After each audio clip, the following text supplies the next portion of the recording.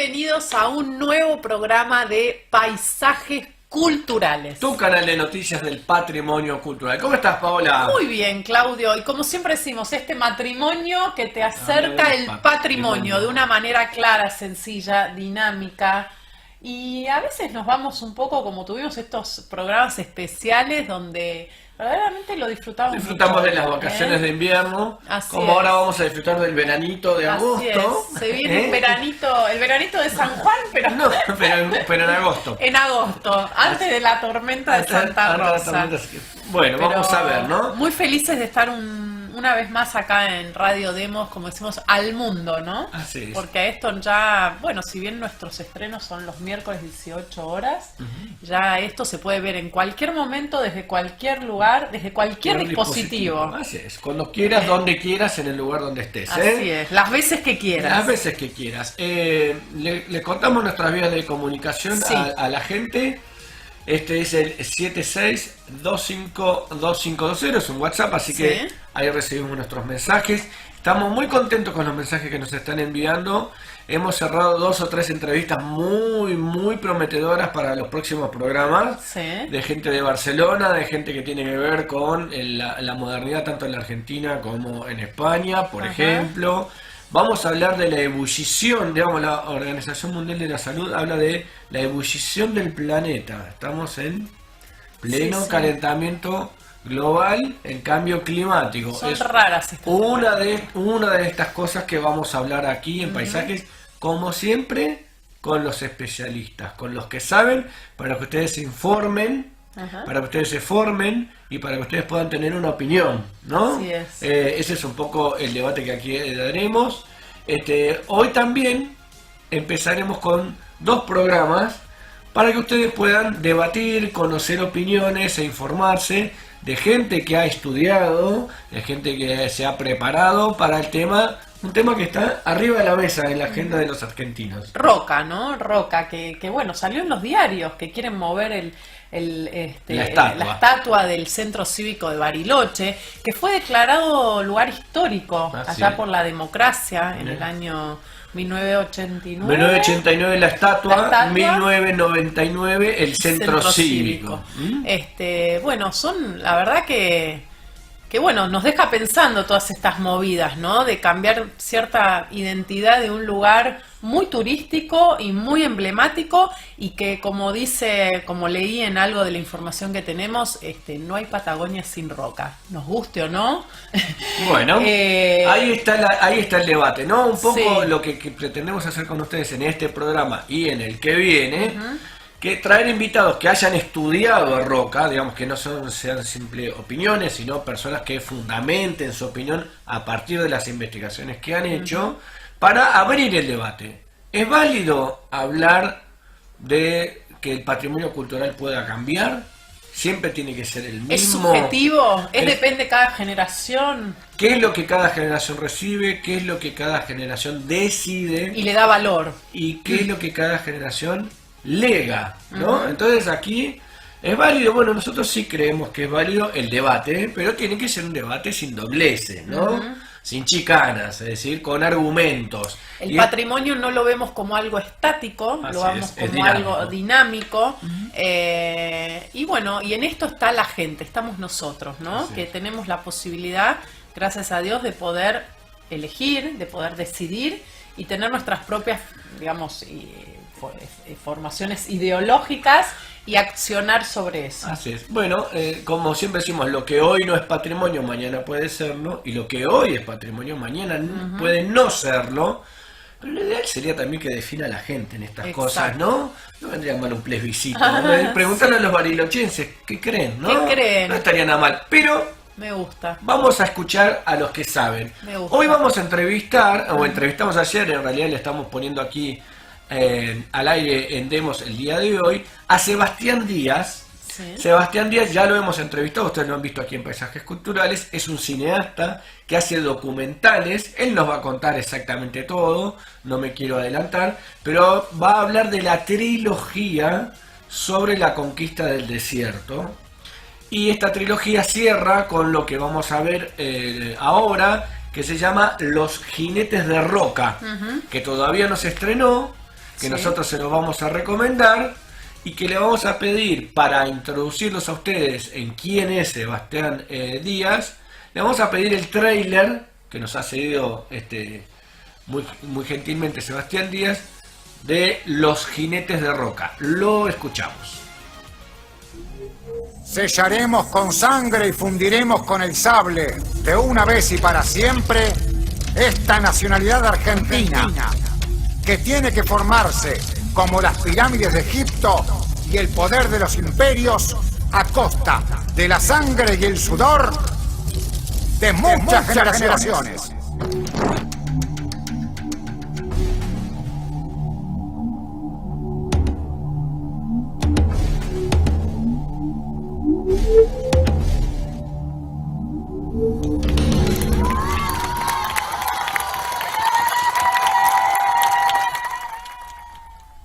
Bueno, ahí lo tienen, Los Jinetes de Roca, próximo estreno de Sebastián Díaz, que cierra con esta película, esa trilogía que ahora va a contar, de Los Cuatro Loncos, es la anterior, y ahora nos va a contar cómo lo hizo, que son años de investigación. Por lo tanto, una palabra autorizada Ajá. para mostrarles a ustedes una de las posturas que tiene que ver con qué hacemos con la estatua de Roca y con su legado, sobre todo, ¿eh? Así que si te parece, Sí. arrancamos con la entrevista. Vamos. Como siempre, el primer saludo que tiene que ver para iniciar la conversación y presentarse Sebastián Díaz. Hola, ¿qué tal? Buenas tardes, Claudio, Paola. Bueno, aquí estoy, Sebastián Díaz, director de cine documental. Bueno, para charlar un poco acerca de mi última producción, se llama Jinetes de Roca, justamente es el tema que vamos a tratar hoy, que tiene que ver con la impugnación, en este caso, de la figura de Julio Roca y de la conquista, la mal llamada conquista del desierto. Esto después lo vamos a desarrollar, porque es mal llamada conquista del desierto. Y bueno, aquí para charlar, para debatir acerca de este tema que está bastante candente.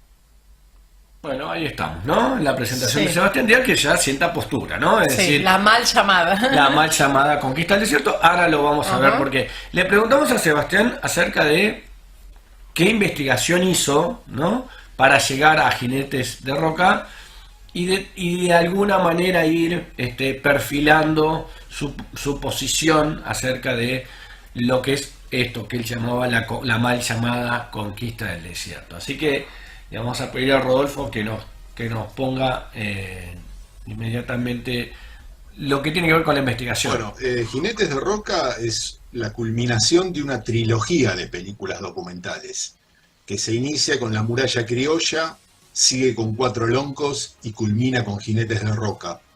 Yo la denomino la trilogía, entre comillas, del desierto, que tiene que ver con justamente la incorporación de territorios aborígenes al Estado, al nuevo Estado Nacional, en la década de 1870-1880. Con esta película, Jinetes de Roca, que es la culminación de esta trilogía, lo que yo intento hacer es impugnar justamente la visión hegemónica de un discurso que se mantuvo durante 100 años después de las campañas del desierto, especialmente después de las campañas que inició Roca. Que Roca le inició, pero después siguieron sus lugartenientes. Esto es en 1879. La investigación para esta película viene de muchos años atrás, porque esto se inicia con la primera película, justamente, que es La Muralla Criolla, que tiene que ver con el prolegómeno de la conquista del desierto, es decir, el avance sistemático sobre el territorio del oeste bonaerense durante el ministerio de Adolfo Alsina, en la presidencia de Avellaneda, año 1876. ¿Qué quiere decir? Fue el primer avance sistemático de la frontera con la voluntad de quedarse, de instalarse, obviamente a través de columnas militares, que también llevaron civiles y mujeres, incluso. Eso provocó la creación de los hoy ciudades, Carué, Guaminí, Trenquelauquen, Puan y Taló, en la frontera norte, en el sur de Córdoba. Esta investigación viene ya, como te digo, desde hace unos 10 años. Incorporé muchísima bibliografía, primero, estudié muy rigurosamente el tema, tanto de fuentes oficiales y reconocidas como de otras fuentes que tienen una visión totalmente distinta a lo que es la historiografía oficial. Luego, en el terreno, fui al territorio y en ese, digamos, recorrida por los lugares donde se habían asentado estos fortines, comandancias militares, conocí a muchas personas, investigadores locales, que durante muchos años investigaron el tema. O sea, ya me puse en contacto con gente. Una etapa o una fase posterior fue el conocimiento de las comunidades indígenas que hoy están en el territorio, tanto de la provincia de Buenos Aires como de La Pampa. Esa fue una fase posterior y realmente creo que lo pude llegar a conseguir con la segunda película, que es Cuatro Loncos. Esta tiene que ver justamente con la fase de la conquista del desierto y la profanación de los restos humanos, especialmente de los principales caciques de Pampa y Patagonia, que luego fueron llevados al Museo de la Plata, exhibidos durante mucho tiempo, hasta que por ley se suspendieron las exhibiciones de restos humanos.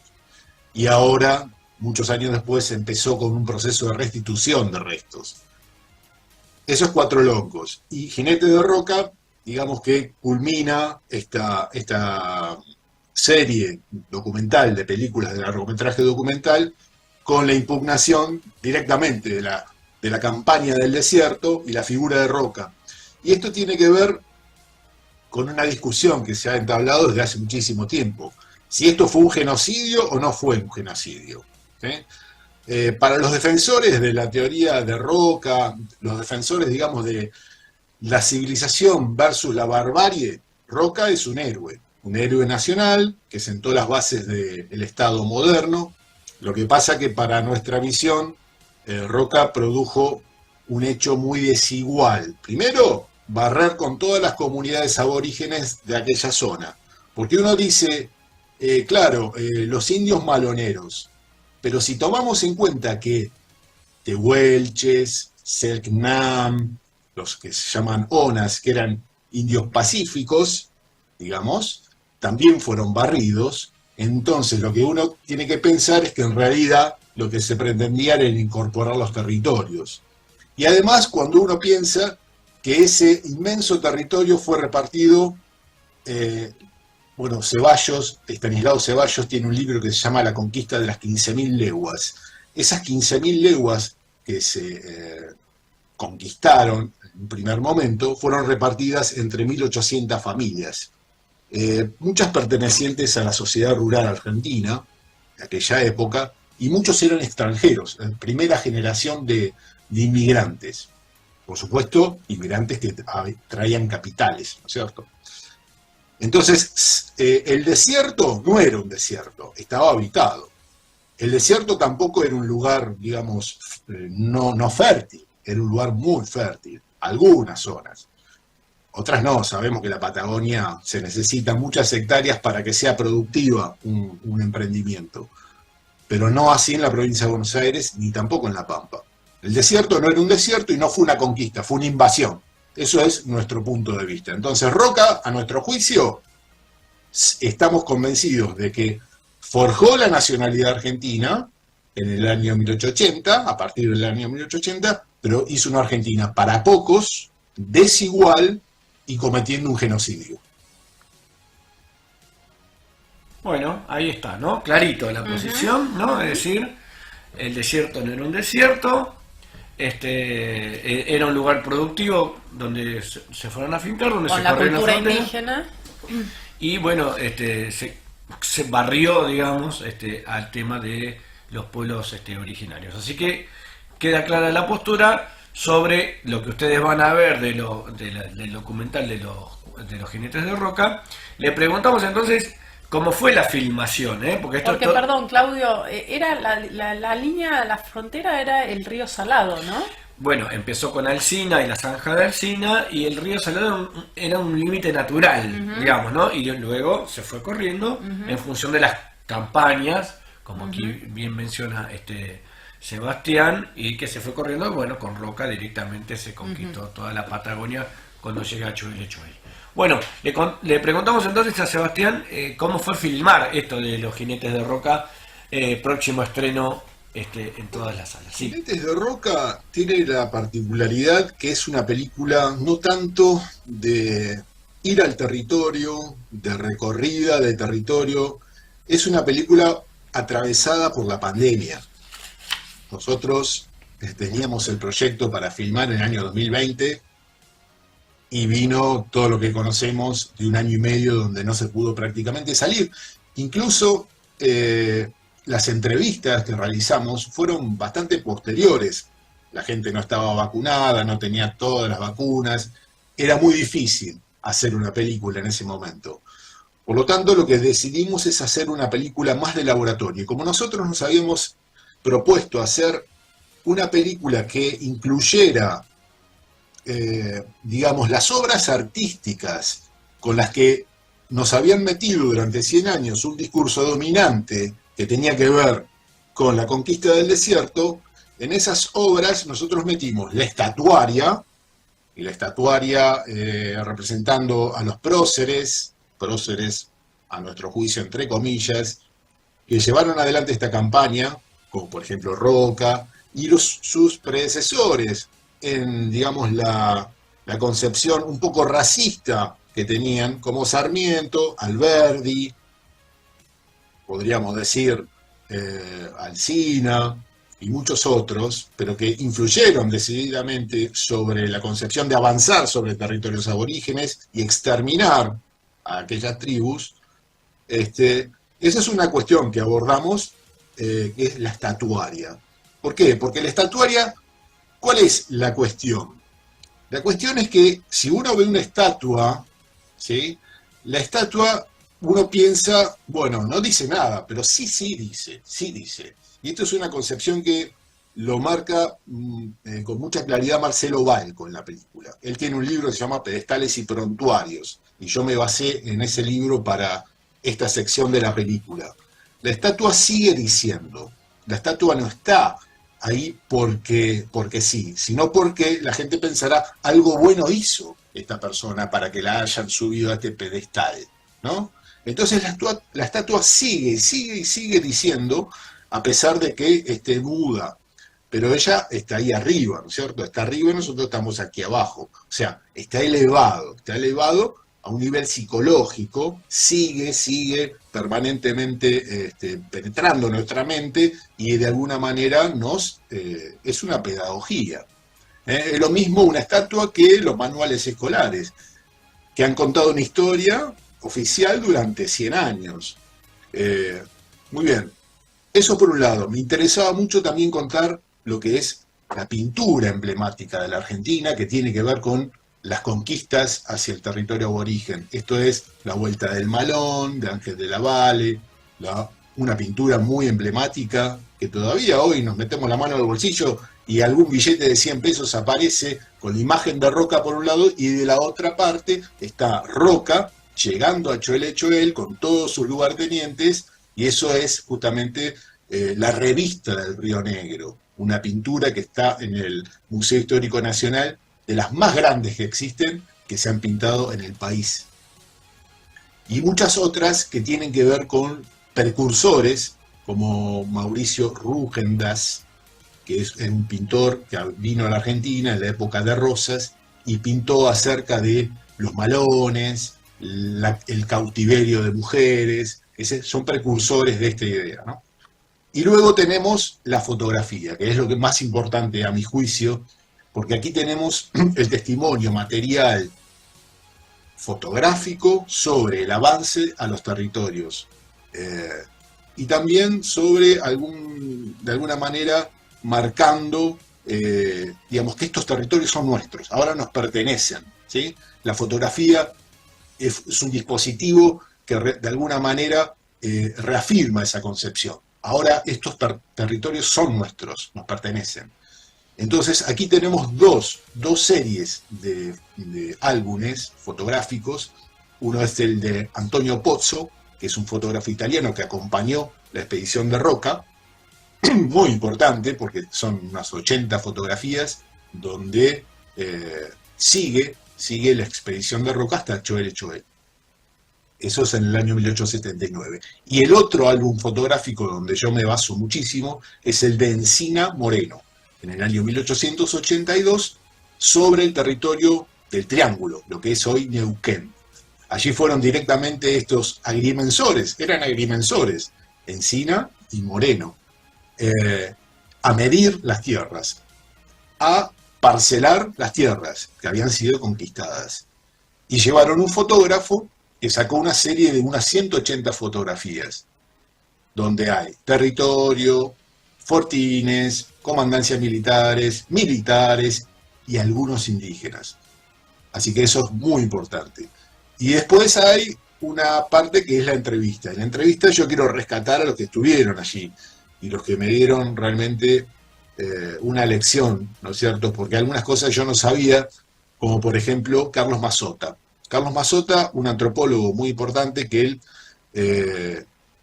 sacó una edición que se llama Postales de Indios. Y esto tiene que ver con cómo en el centenario de la Argentina, en el año 1910, se reeditan las fotografías que se habían sacado durante los años 1880 en adelante, de indígenas, cómo se los reedita y se los, digamos, compara con el gaucho. Es decir, había tantas fotografías de indígenas como un ser que ya había desaparecido, ¿no? Ya era una cuestión del pasado, y cómo se implanta el gaucho como si fuese el sinónimo de la argentinidad. Pero también había desaparecido el gaucho en aquella época, ya no era el gaucho que nos contaba Martín Fierro, sino que ya no existía. Eso por un lado. Entonces, quiero mencionar también a Marta Penos, que es una grandísima historiadora del arte. Marcelo Balco, que también está impugnando la figura de Roca in situ en el mismo monumento de Diagonal Sur. Y bueno, tenemos a Danae Fiore, que es arqueóloga, pero se dedicó más que nada a la arqueología visual, haciendo un análisis exhaustivo, pormenorizado de las fotografías. Y Fernando Pepe, que lo quiero rescatar porque nosotros con Fernando ya tenemos una relación de las otras películas anteriores. Él es miembro del colectivo Guías, fundador del colectivo Guías, que desde el Museo de la Plata ha llevado a cabo una tarea de visibilización, restitución de restos, etc. Bueno, ahí está, ¿no? Clarito, ¿no? Cómo se filmó, que no fue fácil, porque también es una película de pandemia, pero como ya venían las otras dos, se completó después con, bueno, esto es lo que comentaba, ¿no? La fotografía, la pintura, las entrevistas. Me quedo con esta palabra, ¿no? De impugnar. Muy bueno. próximo al sinónimo de cancelar, pero acá es impugnar, porque se impugna una historia oficial. Exacto, exacto. Como que no es la única, como Exacto. que hay otras historias que también deben ser contadas.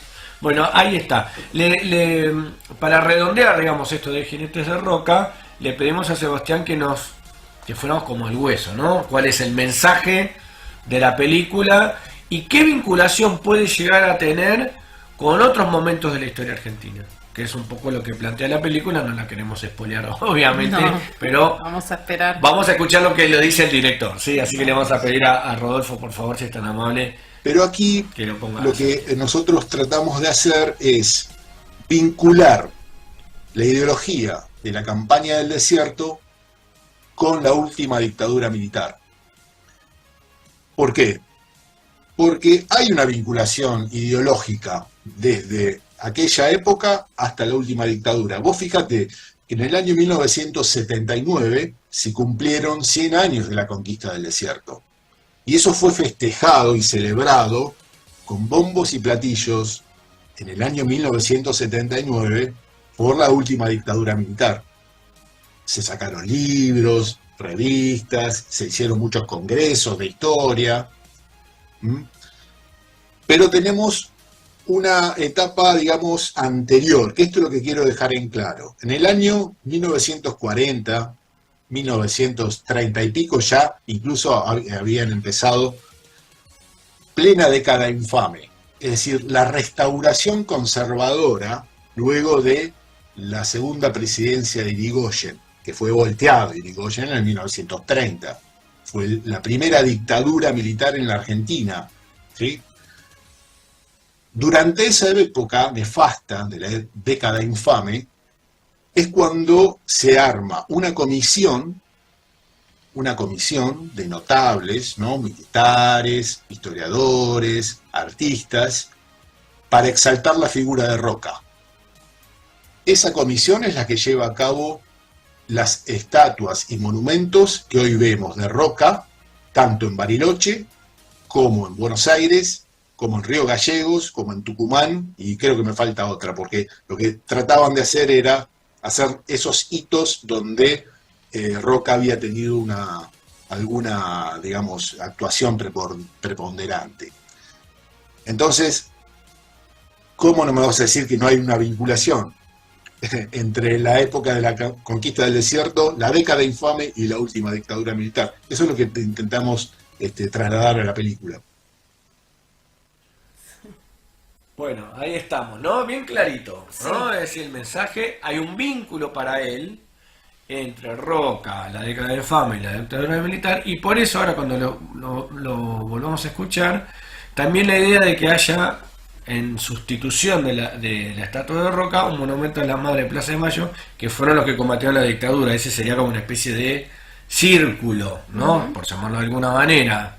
Es decir, como toda esa relación termina la dictadura militar, los que la combatieron deberían tener ese monumento, y ahí viene lo que sería el resignificado, ¿no?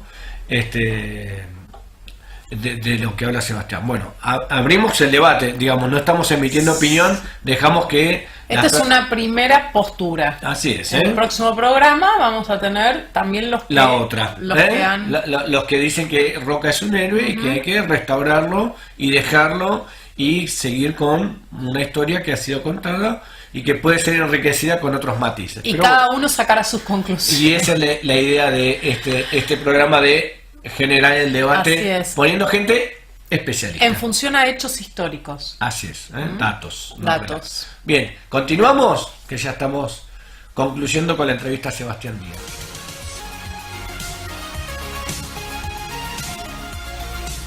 Ahí lo tenemos.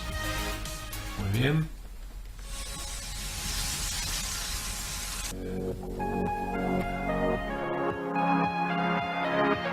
Hacer películas, hacer documentales, especialmente lleva mucho tiempo.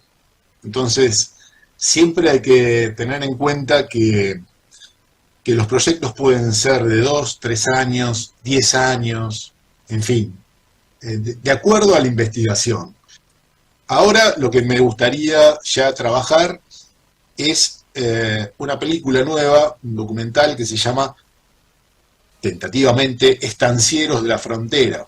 Esto tiene que ver, y ahora me estoy ya moviendo, porque uno tiene que sacarse de la cabeza la anterior película para comenzar otra, ¿no?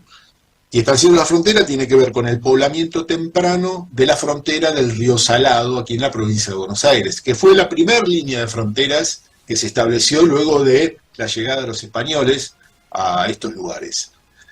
Y allí me interesaron 3 estancias que todavía están en pie y 3 estancieros que tuvieron un trato muy distinto con las tribus que allí encontraron.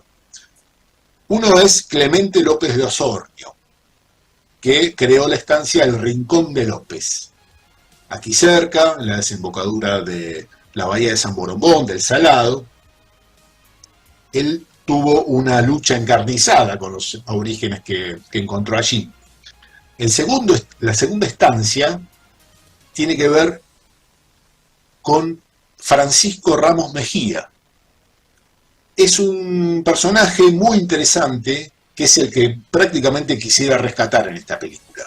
Francisco Ramos Mejía era un señor que vivía en Buenos Aires en la época de la independencia argentina, digamos, de la emancipación, 1810, amigo de Belgrano, amigo de Moreno, un tipo realmente de la élite bonaerense, pero que decidió poblar lo que se llamaba el desierto. Entonces cruzó el río Salado, le gustaron las tierras cercanas a la laguna de Caquelhuincul, hoy partido de Maipú, provincia de Buenos Aires, y lo que hizo Ramos Mejía es comprarle la tierra a los indígenas.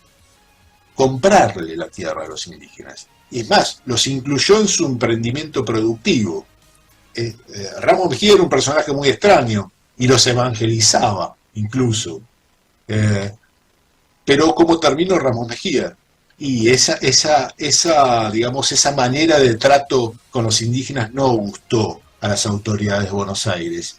Y fue realmente un ejército al mando de Martín Rodríguez, barrió con esa estancia, mató a todos los indígenas, encarceló a Ramos Mejía, y él terminó sus días en la chacra Los Tapiales, en La Matanza. Hoy esa propiedad, que existe incluso en la actualidad, es Monumento Histórico Nacional. Lo que yo quiero contar en esta película es que hubo otra manera de trato con los indígenas, pero no prosperó, porque eso no convenía a los intereses de Buenos Aires, ¿sí? De hecho, fueron los mismos, el mismo gobierno de Buenos Aires quien desalojó a Ramos Mejía, no fueron los indios, ¿sí? Entonces hubo otra manera que no prosperó. Y el otro estanciero es Juan Manuel de Rosas, establecido en Los Cerrillos, hoy San Miguel del Monte, o el partido San Miguel del Monte, que tuvo en un trato intermedio, el guante de terciopelo en puño de hierro, ¿no? Era un trato duro, pero de alguna manera justo, si uno quiere decir, por lo menos cumpliendo la palabra.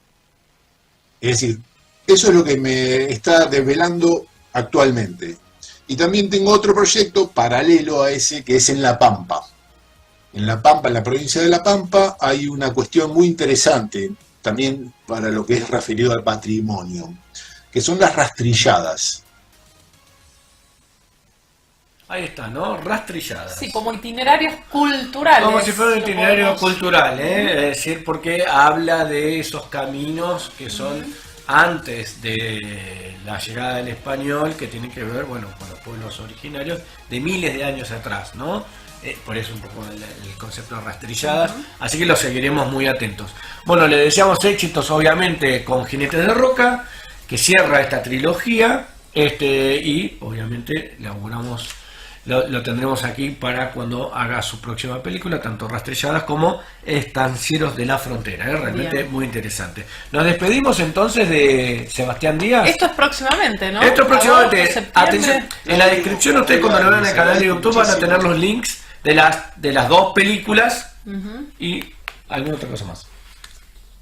Sí, escuchamos el saludo final. Claudio, Paola, les agradezco muchísimo este espacio para hablar de un poco de las películas que hicimos, de la trayectoria mía en particular. Y bueno, muy agradecido especialmente por estos temas, que salgan a la luz y debatirlos, que es lo importante. Así que les agradezco y les mando un abrazo grande. Ahí bueno, está, muy bien. Muchísimas gracias, Sebastián Díaz.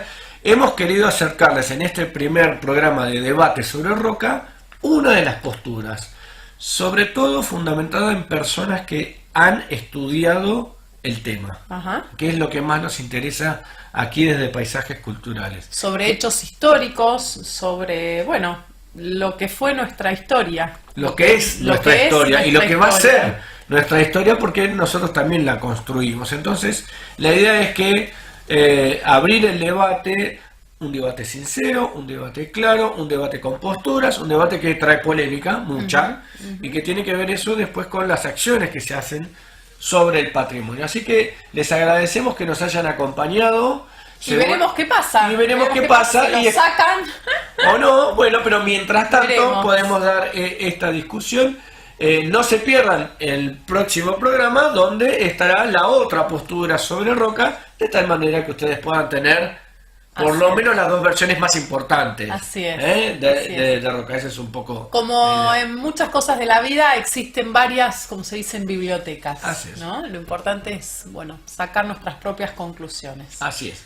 Bueno, nos vemos la próxima semana. Nos vemos la próxima semana aquí desde Radio Demos, como decimos, al mundo en paisajes culturales. Tu canal de noticias del patrimonio cultural. Nos vemos, hasta la próxima.